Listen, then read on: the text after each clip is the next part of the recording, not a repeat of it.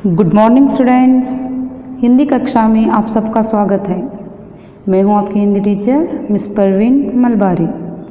आज की इस कक्षा में हम पार्ट 3 गिल्लू इसके बारे में देखेंगे। बच्चों, ये पार्ट बड़ा होने के कारण इसको मैंने 2 वीडियो में एक्सप्लेन किया है। तो पहला पार्ट जो है वो आज हम देखेंगे। तो चलो देखते हैं पार्ट 3 गिल्लू।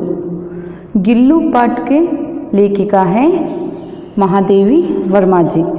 तो चलो बच्चों देखते हैं लेखिका का परिचय। महादेवी वर्मा जी विश्व स्तर की कवयित्री है। उन्हें आधुनिक मीरा भी कहा जाता है। उनका जन्म 24 मार्च 1907 को फारुखाबाद में हुआ। उनके पिता गोविंद प्रसाद वर्मा और माता हेमा रानी थी। उन्होंने प्रयाग के विश्वविद्यालय से संस्कृत में MA उपाधि प्राप्त कर प्रयाग के महिला विद्यापीठ में प्रधानाध्यापिका का पद संभाला। ಮಹಾದೇವಿ ವರ್ಮಾ ಅವರು ಒಬ್ಬ ಅತ್ಯುನ್ನತ ಕವಯಿತ್ರಿ। ಇವರನ್ನು ಆಧುನಿಕ ಮೀರಾ ಅಂತಲೂ ಕರೆಯಲಾಗುತ್ತದೆ। ಮಹಾದೇವಿ ವರ್ಮಾ ಅವರು 24ನೇ ಮಾರ್ಚ್ 1907ರಲ್ಲಿ ಫಾರೂಖಾಬಾದ್ನಲ್ಲಿ ಜನಿಸ್ತಾರೆ। ಇವರ ತಂದೆ ಹೆಸರು ಗೋವಿಂದ್ ಪ್ರಸಾದ್ ವರ್ಮಾ ಅಂಥೇಳಿ ಹಾಗೂ ಇವರ ತಾಯಿ ಹೆಸರು ಹೇಮಾ ರಾಣಿ ಅಂತ। ಇವರು ಪ್ರಯಾಗ್ ಅನ್ನುವಂತಹ ವಿಶ್ವವಿದ್ಯಾಲಯದಲ್ಲಿ ಸಂಸ್ಕೃತದಲ್ಲಿ MA ಪದವಿಯನ್ನು ಪಡ್ಕೊಂಡು ಪ್ರಯಾಗ್ ಅನ್ನುವಂತಹ ಮಹಿಳಾ ವಿದ್ಯಾಪೀಠದಲ್ಲಿ ಪ್ರಧಾನ ಅಧ್ಯಾಪಕರಾಗಿ ಇವರು ಏನು ಮಾಡ್ತಾರೆ, ಕೆಲಸವನ್ನು ನಿರ್ವಹಿಸ್ತಾರೆ। महादेवी वर्मा जी ने गद्य और पद्य दोनों की रचना की है। इनकी प्रमुख रचनाएं हैं यामा, सांध्यगीत, दीपशिका, नीरजा, निहार, अतीत के चलचित्र, स्मृति की रेखाएं, पथ के साथी, मेरा परिवार, श्रृंखला की कड़ियाँ आदि। ನೋಡ್ರಿ, ಮಹಾದೇವಿ ವರ್ಮಾ ಅವರು ಗದ್ಯ ಹಾಗೂ ಪದ್ಯಗಳನ್ನೆರಡನ್ನು ಏನು ಮಾಡಿದ್ದಾರೆ, ರಚನೆಯನ್ನು ಮಾಡಿದ್ದಾರೆ। ಇವರ ಪ್ರಮುಖ ರಚನೆಗಳು ಯಾವ್ಯಾವ ಅಂದರೆ ಯಾಮ, सांध्यगीत, दीपशिका, नीरजा, निहार, अतीत के चलचित्र, स्मृति की रेखाएं, पथ के साथी, मेरा परिवार, श्रृंखला की कड़ियाँ ಮುಂತಾದವುಗಳು ಇವರ ಪ್ರಮುಖ ರಚನೆಗಳು। महादेवी वर्मा जी को शेक्सपियर, मंगल प्रसाद, द्विवेदी पदक आदि अनेक पुरस्कार प्राप्त है।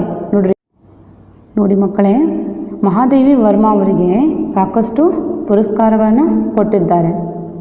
ಅದು ಯಾವ್ಯಾವಂದರೆ शेक्सपियर, मंगल प्रसाद, द्विवेदी पदक ಅನ್ನುವಂಥವುಗಳು। उनकी यामा के लिए ज्ञानपीठ पुरस्कार प्राप्त है। इस महान रचनाकार का निधन सितंबर सन 1987 को हुआ। ನೋಡ್ರಿ, ಮಹಾದೇವಿ ವರ್ಮಾ ಅವರ ಯಾಮ ಅನ್ನುವಂತಹ ರಚನೆಗೆ ಜ್ಞಾನಪೀಠ ಪುರಸ್ಕಾರವನ್ನು ಕೂಡ ಕೊಟ್ಟಿದ್ದಾರೆ। ಇಂತಹ ಒಬ್ಬ ಮಹಾನ್ ಕವಯಿತ್ರಿಯ ನಿಧನ ಸೆಪ್ಟೆಂಬರ್ ತಿಂಗಳು 1987ರಂದು ಆಯಿತು। ಅಂದರೆ ಈ ಮಹಾದೇವಿ ವರ್ಮಾ ಅನ್ನುವಂಥವರು ಒಬ್ಬ ಪ್ರಮುಖ ವಿಶ್ವವಿಖ್ಯಾತಿ ಕವಯಿತ್ರಿಗಳಲ್ಲಿ ಇವರು ಕೂಡ ಒಬ್ಬರು। ಹಾಗಾದರೆ ಮಕ್ಕಳೇ, ಈ ಗದ್ಯದ ಈ ಪಾಠದ ಆಶಯ ಏನು ಅನ್ನೋದನ್ನು ನೋಡೋಣ। तो चलो बच्चों देखते हैं पाठ का आशय क्या है। गिल्लू पाठ का आशय चलो देखते हैं। कौन कह सकता है कि पशु पक्षी भावहीन प्राणी है। वे भी हमारी तरह कभी कभार हमसे भी अधिक भावानुकूल, विचारवान और सहृदय व्यवहार करते हैं। महादेवी वर्मा ने एक छोटा सा जीव गिलहरी के बच्चे का रेखांकन कर प्राणी जगत की मानव सहज जीवन शैली का प्रभावशाली चित्रण किया है। आज के संदर्भ में जहां मानव के स्वार्थ के कारण पशु पक्षी की जातियां लुप्त होती जा रही है, वहां महादेवी वर्मा जी का यहाँ संस्मरण उनकी रक्षा करने और उनके प्रति प्रेम भाव जगाने की दिशा में एक सार्थक प्रयत्न सिद्ध होता है।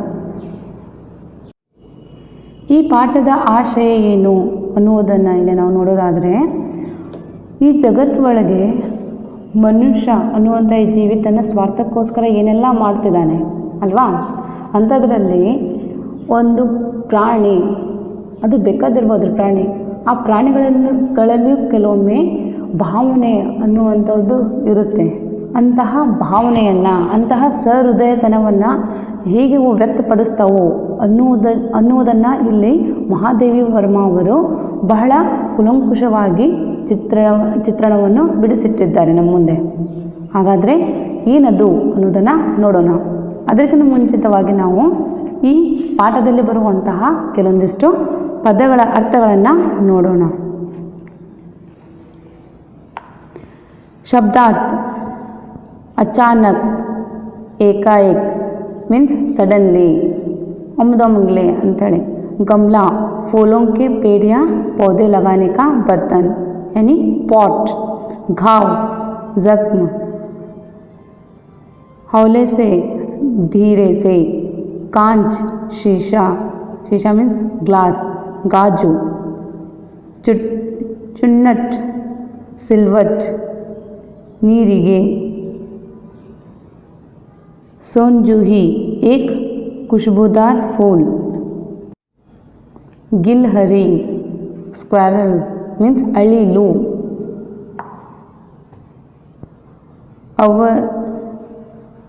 अवतीर्ण, उत्पन्न होना, अवतरित होना. काकद्वय, दो कौवे. काकद्वय ಅಂದರೆ ಎರಡು ಕಾಗೆಗಳು. ಚೋಂಚ್ ಅಂದರೆ ಕೊಕ್ಕು. मरहम, मरहम ಅಂದರೆ ಔಷಧಿ. झब्बेदार, गुच्छे जैसे ಅಂದರೆ डलिया, छोटी टोकरी, सಣ್ಣ ಬುಟ್ಟಿ. मनके, मनके मीन्स मणि. गात यानी शरीर, देह. किले, लोहे या काट की खूंटी. बरामदा, घर के बाहर का भाग. सुराही, ऊजी, पानी रखने का बर्तन. तो बच्चों ये सभी इस पाठ के प्रमुख शब्दार्थ थे. तो चलो बच्चों देखते हैं इस पाठ को. पाठ का नाम है गिल्लू. गिल्लू मतलब गिलहरी, जिसे महादेवी वर्मा जी ने प्यार से गिल्लू कहते थे, है ना. तो चलो बच्चों देखते हैं गिल्लू पाठ को. तो बच्चों इस पाठ से स्नेह भाव तथा प्राणी दया की सीख मिलती है. पशु पक्षियों के स्वभाव और उनकी जीवन शैली के साथ साथ उनके प्रति महादेवी वर्मा के प्रेम से बच्चे परिचित होते हैं. बच्चों ನೋಡಿ ಮಕ್ಕಳೇ, ಈ ಪಾಠದಿಂದ ನಮಗೆ ಪ್ರಾಣಿ ದಯೆಯ ಬಗ್ಗೆ ಕಲಿಯಲು ಸಿಗುತ್ತೆ.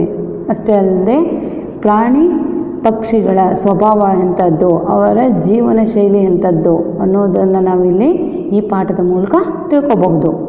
ಹಾಗಾದರೆ ನೋಡೋಣ ಈ ಪಾಠವನ್ನು. ನೋಡ್ರಿ, पाठ 3 गिल्लू. अचानक एक दिन सवेरे कमरे से बरामदे में आकर मैंने देखा 2 कौवे एक गमले के चारों ओर चोंचों से छुआ जो ओवल जैसा खेल रहे हैं. यहाँ काकुबो शुंडी भी विचित्र पक्षी है. एक साथ समादरित, अनादरित, अति सम्मानित, अति ಅವಮಾನಿತ. ನೋಡಿ ಮಕ್ಕಳೇ, ಒಂದು ದಿನ ಮಹಾದೇವಿ ವರ್ಮ ಅವರು ಏನು ಮಾಡ್ತಾರೆ, ತಮ್ಮ ಮನೆಯ ಅಂಗಳದಲ್ಲಿ ಬಂದು ನೋಡ್ತಾರೆ. ಬರಾಮದೆ ಅಂದರೆ ಅಂಗಳ. ಅಲ್ಲಿ ಬಂದು ನೋಡ್ತಾರೆ 2 ಕಾಗೆಗಳು ಹೂವಿನ ಪಾಟ್ ಏನಿರುತ್ತಲ್ಲ ಅದರ ಸುತ್ತ ಅದು ಏನು ಮಾಡ್ತಿರ್ತಾರೆ, ಆಟವನ್ನು ಆಡ್ತಿರ್ತವೆ. ಅದನ್ನು ನೋಡ್ತಾರೆ ಮಹಾದೇವಿ ವರ್ಮ ಅವರು. ಕೆಲವೊಂದು ಸಾರಿ ಕಾಗೆಯನ್ನು ಬಹಳ ಉನ್ನತ ಸ್ತರದಲ್ಲಿ ನೋಡ್ತಾರೆ ಜನರು. ಇನ್ನೊಂದು ಸರಿ ಅದನ್ನೇನು ಮಾಡ್ತಾರೆ ರೀ, ಭಾಳ ಅವಮಾನಿತ ದೃಷ್ಟಿಯಿಂದ ಒನಮುನೆ ಇದು ಅಪಶಕುನ ಅನ್ನುವಂಥ ದೃಷ್ಟಿಯಿಂದ ಕೂಡ ಜನರು ಕಾಗೆನ ನೋಡೋದುಂಟು. ಹೌದಾ? हमारे बेचारे पुरखे न गरुड़ के रूप में आ सकते हैं, न मयूर के, न हंस के। उन्हें पितरपक्ष में हमसे कुछ पाने के लिए काक बनकर ही अवतीर्ण होना पड़ता है। देखो बच्चों, यहाँ पे काक मतलब कौवा, ಕಾಕ್ ಅಂದರೆ ಇಲ್ಲಿ ಕಾಗೆ. ನೋಡಿ, ನಮ್ಮ ಪೂರ್ವಜರು ಏನಾದರೂ ಯಾವುದಾದ್ರೂ ರೂಪದಲ್ಲಿ ಬರ್ತಾರಪ್ಪ ಅಂದ್ರೆ ಅವರು ಕಾಗೆ ರೂಪದಲ್ಲಿ ಬರ್ತಾರಾ ಅನ್ನುವಂಥ ಒಂದು ನಂಬಿಕೆ. इतना ही नहीं बच्चों, हमारे दुरुस्त पितृजों को भी अपने आने का मधुर संदेश उनके कर्कश स्वर में ही देना पड़ता है। दूसरी ओर हम कौआ और काव काव करने को अवमानना के अर्थ में ही प्रयुक्त करते हैं। देखो बच्चों, कभी कभार कौआ जो बाहर आंगन में काव काव जैसे शब्द जैसे पुकारते रहता है ना, वो देख के घर पे जो रहते हैं वो कहते हैं कि कोई आने वाला है, ऐसा भाव होता है. ನೋಡ್ರಿ ಮಕ್ಕಳೇ, ಮನೆಯಾಗ ಅಂತಿರ್ತಾರೆ ಕಾಗೆ ಏನಾದರೂ ಅಂಗಳದಲ್ಲಿ ಅದೇನು ಕೂಗಕತ್ರ ಯಾರೋ ಬರ್ತಾರೋ ಏನೋ ಇವತ್ತು ಅಂಥೇಳಿ ಮಾತಾಡ್ತಿರ್ತಾರೆ ಮನೆಯಾಗ. ಹೌದಾ? ಕೆಲವೊಂದು ಸಾರಿ ಕಾಗೆಯನ್ನು ಬಹಳ ಉನ್ನತ ದೃಷ್ಟಿಯಲ್ಲಿ ನೋಡೋದಾದರೆ, ಇನ್ನೂ ಕೆಲವೊಂದು ಸರಿ ಏನು ಮಾಡ್ತಾರೆ, ಕಾಗೆ ಅನ್ನೋದು ಒಂದು ನಮೂನೆ ಅವಮಾನನ, ಒಂದು ನಮೂನೆ ಇದೇನ್ರಿದು, ಇದಕ್ಕೆ ಕಾಗೆಯನ್ನು ಇದು ಅಪಶಕುನ ಅನ್ನುವಂಥ ದೃಷ್ಟಿಯಲ್ಲಿ ಕೂಡ ಜನರು ನೋಡುವುದುಂಟು. ಹೌದಾ? ಹಾಗಾದರೆ ಮುಂದೇನಾಗುತ್ತೆ ಅನ್ನೋದನ್ನು ನೋಡೋಣ. मेरे काक पुराण के विवेचन में अचानक बाधा आ पड़ी, क्योंकि गमले और दीवार की संधि में छिपे एक छोटे से जीव पर मेरी दृष्टि रुक गई. निकट जाकर देखा, गिलहरी का एक छोटा सा बच्चा है जो संभवतः घोंसले से गिर पड़ा है और अब कौवे जिसमें सुलभ आहार खोज रहे हैं. ಇಷ್ಟೆಲ್ಲ ಕಾಗೆ ಪುರಾಣದ ಬಗ್ಗೆ ಮಹಾದೇವಿ ವರ್ಮ ಅವರು ಹೇಳ್ತಿರ್ತಾರೆ. ಅಷ್ಟರೊಳಗೆ ಏನಾಗುತ್ತೆ ರೀ, ಮಹಾದೇವಿ ವರ್ಮ ಅವರ ದೃಷ್ಟಿ ಒಂದು ಸಣ್ಣ ಜೀವಿ ಮೇಲೆ ಹೋಗ್ತೈತಿ. ಅದು ಏನಪ್ಪ ಅಂದ್ರೆ, ಅದು ಗಿಲಹರಿ ಅಂದರೆ ಅಳಿಲಿನ ಸಣ್ಣ ಮರಿ ಏನಿದೆ ಅಲ್ಲ, ಅದು ಆ ಹೂವಿನ ಪಾಟ್ ಕಡೆ ಬಿದ್ದಿರ್ತೈತೆ. ಅಲ್ಲಿ ಬಿದ್ದಿರುವಂತಹ ಆ ಅಳಿಲಿನ ಮರಿಯನ್ನು ಆ ಕಾಗೆಗಳು ನೋಡಿ ಸುಲಭವಾಗಿ ಅದರಲ್ಲಿ ಆಹಾರವನ್ನು ಹುಡುಕ್ತಿರ್ತಾವ್ರೆ, ಆರಾಮಾಗಿ ಇದನ್ನು ತಿನ್ಬಹುದು ಅನ್ನೋದು ಅವು ನೋಡ್ತಿರ್ತಾವೆ. ಅವಾಗ ಏನು ಮಾಡೋರು, काकदवे की चोंचों के 2 घाव से लघु प्राण के लिए बहुत थे, अतः वहाँ निश्चेष्ट सा गमले से चिपका पड़ा था. ನೋಡ್ರಿ, ಇವು ಕಾಗೆಗಳು 2 ಕೊಕ್ಕು ಹಾಕಿದ್ರೆ ಸಾಕ್ರಿ, ಅದೇನಾಗುತ್ತಾ ಅದರ ಪ್ರಾಣ ಅನ್ನೋದು ಹಾರೇ ಹೋಗ್ತೈತಿ. ಯಾಕಂದರೆ ಸಣ್ಣ ಜೀವಿ ಅದು, ಅಳಿಲು ಅನ್ನೋದು, ಅದ್ರ ಸಣ್ಣ ಪಾಪು ಅಲ್ಲಿ ಬಿದ್ದಿರ್ತಕ್ಕಂಥದ್ದು. ಇದನ್ನೆಲ್ಲ ನೋಡಿ ಏನು ಮಾಡ್ತಾರೆ ಮಹಾದೇವಿ ವರ್ಮ ಅವರು, ಪಾಪ ಅದೇನೋ ಬಿದ್ದಿದೆ ಪ್ರಾಣಿ, ಅದಕ್ಕೆ 2 ಕೊಕ್ಕಿನಿಂದ ಏನಾದರೂ ಕೊಕ್ಕೆ ಇದ್ರೆ ಸಾಕು, ಅದೇನಾಗುತ್ತೆ ಆ ಸಣ್ಣ ಜೀವಿಯ ಪ್ರಾಣ ಅನ್ನೋದು ಹಾರಿ ಹೋಗ್ಬಿಡುತ್ತಾ ಅನ್ನುವಂಥ ಮಾತನ್ನು ಅವರು ಅಲ್ಲಿ ತಮ್ಮಲ್ಲಿ ತಾವು ಅನ್ಕೊಳಕತ್ತಾರೆ ಅವರು ಅದನ್ನು ನೋಡಿ. सबने कहा, कौवे की चोंचों का घाव लगने के बाद यहाँ बच नहीं सकता, अतः इसे ऐसे ही रहने दिया जावे. ನೋಡ್ರಿ ಏನಂತಾರೆ ಅಲ್ಲಿದ್ದವರೆಲ್ಲ, ಇದು ಬಿದ್ದಿದೆ ಸಣ್ಣ ಜೀವಿ ಅಳಿಲು ಅನ್ನೋದು, ಆದ್ರೆ ಇದು ಏನಾದರೂ ಇದಕ್ಕೆ ಸ್ವಲ್ಪ ಗಾಯ ಆದರೂ ಸಾಕು, ಏನಾಗುತ್ತಿದ್ದು ಸತ್ತೇ ಹೋಗ್ತೈತಿ. ಅಂಥದ್ರೊಳಗೆ ಈ ಕಾಗೆಗಳು ಅದನ್ನೇನು ಮಾಡ್ತಾವು, ಆರಾಮಾಗಿ ತನ್ನ ಕೊಕ್ಕಿನಿಂದ ಇದನ್ನು ಸುಲಭವಾಗಿ ತಿಂತಾವು ಅನ್ನುವಂಥ ಮಾತನ್ನು ಅದಿರೋರು ಹೇಳ್ತಾರೆ. ಆದರೆ ಪರಂತು मन नहीं माना, उसे हौले से उठाकर अपने कमरे में लाई, फिर रुई से रक्त पोंछकर घावों पर पोस्तलिन का मरहम लगाया. ನೋಡ್ರಿ, ಮಹಾದೇವಿ ವರ್ಮ ಅವ್ರಿಗೆ ಇದು ನೋಡಿದ್ರೆ ಹೆಂಗೆ ಅನ್ಸುತ್ತೆ, ಪಾಪ ಅಲ್ಲಿ ಬಿದ್ದಿದೆ ಅಂತ ಬಿಟ್ಟು ಅವ್ರು ಬರ್ಬೋದಿತ್ತು. ಆದರೆ ಪ್ರಾಣಿ ಮೇಲಿರುವಂತಹ ಪ್ರೀತಿ ಇಲ್ಲಿ ಮಹಾದೇವಿ ವರ್ಮ ಅವರ ಪ್ರಾಣಿಯ ಪ್ರೀತಿ ಇಲ್ಲಿ ವ್ಯಕ್ತ ಆಗುತ್ತೆ. ಇದನ್ನೆಲ್ಲ ನೋಡಕತ್ರ ಅವ್ರು ಏನು ಮಾಡ್ತಾರೆ, ಆ ಸಣ್ಣ ಪ್ರಾಣಿಯನ್ನು ತಗೊಂಡು ತಮ್ಮ ಬೆಡ್ರೂಮಿಗೆ ಬರ್ತಾರೆ.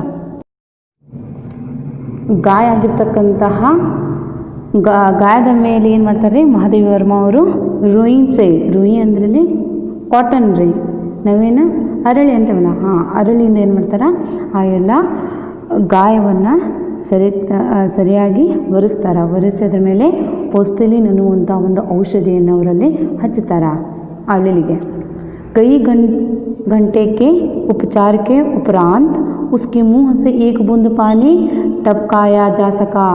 ನೋಡ್ರಿ ಎಷ್ಟು ಟೈಮ್ ಆದಮೇಲೆ ಏನು ಮಾಡುತ್ತದೋ ಒಂದು ಹನಿ ನೀರು ಕುಡಿಯೋಕೆ ಅದಕ್ಕೆ ಶುರು ಮಾಡುತ್ತಾರೆ. ಇಲ್ಕಂದ್ರೆ ಅದು ಏನೂ ತಿಂದ್ರಂಗಿಲ್ಲ, ಏನಿಲ್ಲ, ಪಾಪ ಅದು ಗಾಯ ಆಗಿರ್ತೈತಲ್ಲ ಹಂಗೆ ಬಿದ್ದಿರ್ತೈತದ್ದು ಕೆಳಗೆ. ಅದನ್ನು ತೊಗೊಂಡೋಗಿ ರಕ್ತ ಒರೆಸಿ ಅದಕ್ಕೆ ಔಷಧ ಹಚ್ಚಿದಾದ್ಮೇಲೆ ಎಷ್ಟು ಟೈಮ್ ಆದಮೇಲೆ ಏನು ಮಾಡುತ್ತದೋ ಒಂದು ಕುಟುಕ್ ನೀರನ್ನು ಕುಡಿತೈತಿ. तीसरे दिन वहाँ इतना अच्छा और आश्वस्त हो गया कि मेरी उंगली अपने 2 नन्हे पंजों से पकड़कर नीले कांच के मोतियों जैसे आँखों से इधर उधर देखने लगा. ನೋಡ್ರಿ ಅದೇನು ಮಾಡುತ್ತೆ, ಇಷ್ಟೆಲ್ಲ ಉಪಚಾರ ಮಾಡಿದಾದ್ಮೇಲೆ ಮಹಾದೇವಿ ವರ್ಮ ಅವರ ಬೆರಳನ್ನು ಅದು ಹಿಡಿಯಾಕತ್ತೈತ್ರಿ ತನ್ನ ಕಾಲುಗಳಿಂದ. ಅಷ್ಟೇ ಅಲ್ದನ ನೀಲಿ ಕಲರ್ ಆಗಿರ್ತಕ್ಕಂತಹ ನನ್ನ ತೀಕ್ಷ್ಣ ಕಣ್ಣುಗಳಿಂದ ಅವು ನೋಡೋಕೆ ಹೆಂಗೆ ಕಾಣಾಕ್ತವ್ರಿ ಕಣ್ಣುಗಳು, ಅಳಿಲಿನ ಕಣ್ಣುಗಳು ನೋಡೋಕ್ಕೂ ನೀಲಿ ಬಣ್ಣದ್ದು ಗಾಜಿನ ಹಾಗೆ ಹೊಳಪುಳ್ಳ ಮುತ್ತಿನ ಹಾಗೆ ತನ್ನ ಕಣ್ಣುಗಳನ್ನು ಅವು ಏನು ಮಾಡಾಕ್ತೈತದ ಅಳಿಲು ಹಚ್ಚಾಗಿಚ್ಚಾಗ ನೋಡಾಕ್ತೈತ್ರಿ, ಅಲ್ಲಿ ನೋಡಾಕತ್ತೈತಿ ತನ್ನ ಮುತ್ತಿನಂತಹ ಕಣ್ಣುಗಳಿಂದ ಆ ಅಳಿಲು. ನೋಡ್ರಿ ಇಲ್ಲಿ ಆ ಪ್ರಾಣಿಯ ಬಗ್ಗೆ ಡಿಸ್ಕ್ರೈಬ್ ಮಾಡಾಕತ್ತಾರೆ, ಇಲ್ಲಿ ಅದ್ರ ಬಗ್ಗೆ ಹೇಳಾಕತ್ತಾರ ಮಹಾದೇವಿ ವರ್ಮ ಅವರು ಅದರ ಕಣ್ಣುಗಳು ಹೆಂಗಿದ್ವು ಅನ್ನೋದನ್ನು. ಹೆಂಗಿದ್ವು ರೀ ಅಳಿಲಿನ ಕಣ್ಣುಗಳು? ನೀಲಿ ಬಣ್ಣದ್ದಾಗಿದ್ದು ಅವು ಗಾಜಿನ ಹಾಗೆ ಹೊಳಪುಳ್ಳ, ಅಷ್ಟೇ ಅಲ್ದನ ಮುತ್ತಿನ ಹಾಗೆ ಅವು ಏನಿರ್ತಾವೆ ಆ ಅಳಿಲಿನ ಕಣ್ಣುಗಳು ಇರ್ತಾವೆ. ಅದು ಏನು ಮಾಡಾಕತ್ತೈತಿ 3ನೇ ದಿನ ಎದ್ದು ಅಚ್ಚಾಗಿಚ್ಚಾಗ ನೋಡಾಕತ್ತೈತ್ರಿ. ಇಲ್ಕಂದ್ರೆ ಅದು ಪಾಪ ಗಾಯದಿಂದ ಹಾಗೆ ಬಿದ್ದಿತ್ತು, ಆದರೆ ಇವಾಗದು ಅಲ್ಲಿ ನೋಡಾಕತ್ತೈತಿ. 3-4 मास में उसके स्निग्ध रोएं, जब्बेदार पूंछ और चंचल चमकीली आंखें सबको विस्मित करने लगी. ನೋಡ್ರಿ ಮೂರ್ನಾಲ್ಕು ವಾರ ಒಳಗೆ ಏನು ಮಾಡುತ್ತೆ ಅದು ಎಲ್ಲರಿಗೂ ತನ್ನ ಹತ್ರ ಆಕರ್ಷಿತವನ್ನಾಗಿ ಮಾಡುತ್ತೆ. ಯಾಕಂದ್ರೆ ಅದೇ ರೀತಿಯದ್ದು ಎಲ್ಲರ ಕಡೆ ಮಾಡೋದನ್ನು ಮಾಡ್ತಿರ್ತೈತಲ್ಲ ಅಳಿಲ, ಎಲ್ಲರೂ ಏನಾಗ್ತಿರ್ತಾರೆ ಅದ್ರ ಕಡೆ ಆಕರ್ಷಿತರಾಗ್ತಿರ್ತಾರೆ. हम उसे गिल्लू कहकर बुलाने लगे. मैंने फूल रखने की एक हल्की डलिया में रुई बिछाकर उसे तार से खिड़की पर लटका दिया. ನೋಡ್ರಿ ಏನು ಮಾಡ್ತಾರೆ ಮಹಾದೇವಿ ವರ್ಮ ಅವರಲ್ಲಿ ಆ ಅಳಿಲನ್ನು ಏನು ಮಾಡ್ತಾರೆ, ಗಿಲಹರಿಯನ್ನು ಗಿಲ್ಲು ಅಂಥೇಳಿ ಕರೆಯೋಕೆ ಶುರು ಮಾಡ್ತಾರೆ. ಆಮೇಲೆ ಅದಕ್ಕಂಥೇಳಿನ ಒಂದು ಸಣ್ಣ ಬುಟ್ಟಿ ಒಳಗೆ ಕಾಟನನ್ನು ಹಾಸ್ತಾರೆ. ಅಂದ್ರೆ ಅರಳಿ ಏನಿರುತ್ತಲ್ಲ ಆ ಸಣ್ಣ ಬುಟ್ಟಿ ಒಳಗೆ ಹಾಸಿ ಅದಕ್ಕೆ ಇರಾಕಂತ ವ್ಯವಸ್ಥೆ ಮಾಡ್ತಾರೆ. ಅದಕ್ಕೆ ಒಂದು ತಾರ್ನಿಂದ ಒಂದು ಏನು ಮಾಡ್ತಾರೆ ಕಿಟಕಿ ಹತ್ರ ನೇತು ಹಾಕ್ತಾರೆ. ಅದಕ್ಕೆ ಇರಾಕ ವ್ಯವಸ್ಥೆ ಮಾಡಾಕತ್ತಾರೆ ಇಲ್ಲಿ ಮಹಾದೇವಿ ವರ್ಮ ಅವರು. 2 वर्ष वही गिल्लू का घर रहा. वहाँ स्वयं हिलाकर अपने घर में झूलता और अपनी कांच के मनकों सी आँखों से कमरे के भीतर और खिड़की से बाहर न जाने क्या देखता समझता रहता था. परंतु उसकी समझदारी और कार्यकलाप पर सबको आश्चर्य होता था. 2 ವರ್ಷದವರೆಗೆ ಏನಾಗುತ್ತೆ ಅಳಿಲಿಗೆ ಅದೇ ಅದರ ಮನೆ ಆಗಿರ್ತೈತೆ. ಏನ ಮಹಾದೇವಿ ವರ್ಮ ಅವರು ಅದು ಕಿಟಕಿ ಹತ್ರನೇ ಹಾಕಿರ್ತಾರಲ್ರಿ ಅದನ್ನು, ಅದು ಆ ಗಿಲಹರಿಯ ಮನೆ ಆಗಿರ್ತೈತಿ. ಅಲ್ಲಿ ಅದು ಏನು ಮಾಡುತ್ತಪ್ಪ ಅಂದರೆ ತನ್ನಷ್ಟಕ್ಕೆ ತಾನೇ ಅಲ್ಲಿ ಅದು ಜೋಕಾಲಿಯನ್ನು ಆಡೋದು, ತನ್ನ ಮುತ್ತಿನಂತಹ ಕಣ್ಣುಗಳಿಂದ ಕೋಣೆಯ ಒಳಗೆ ನೋಡೋದು, ಕಿಟಕಿಯಿಂದ ಹೊರಗೆ ನೋಡೋದು, ಹೀಗೆಲ್ಲ ಮಾಡ್ತಿರ್ತೈತ್ರಿ. ಅದು ಏನು ಯೋಚನೆ ಮಾಡುತ್ತೋ ಏನೋ ಗೊತ್ತಿಲ್ಲ, ಅದರದ್ದು ನೋಡುವಂತಹ ದೃಷ್ಟಿ ಎಲ್ಲರಿಗೂ ಏನು ಮಾಡ್ತಿರ್ತೈತಿ, ಅದರ ಹತ್ರ ಆಕರ್ಷಿತವನ್ನಾಗಿ ಮಾಡ್ತಿರ್ತೈತಿ.